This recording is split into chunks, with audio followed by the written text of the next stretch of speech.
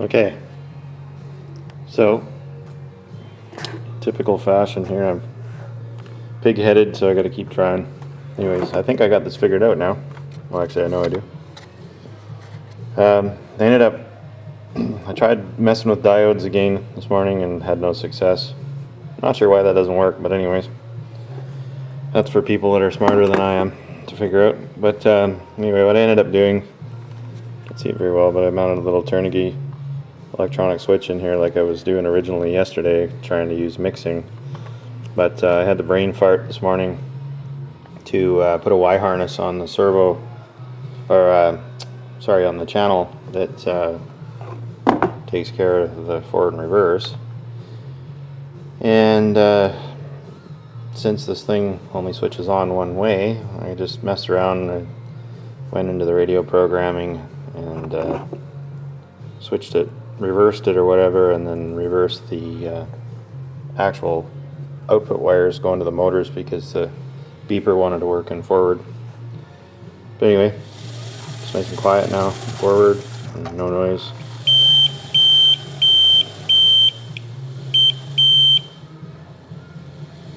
Doesn't work all the way down, that's the problem. Like the switch will shut off, but realistically when the thing's on the ground it'll work almost at a stop, so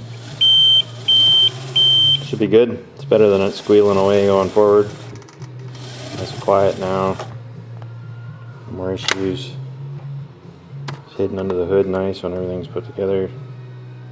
Battery cable's pushing out on that. Pissing me off. Anyways.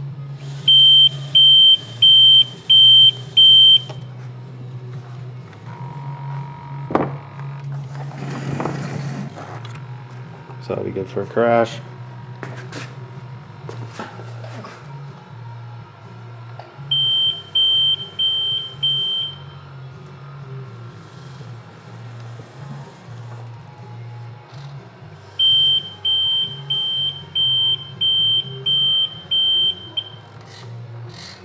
I think when there's load on it, it's outside on unlevel ground and all that's gonna work good. So I can't get away from my block of wood.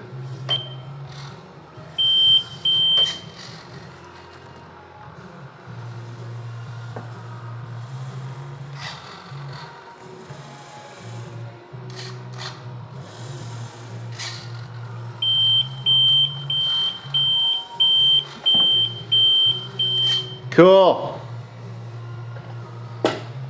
Just like John Cena says, never give up. Anyways, I'm happy to have it working. Thanks for watching.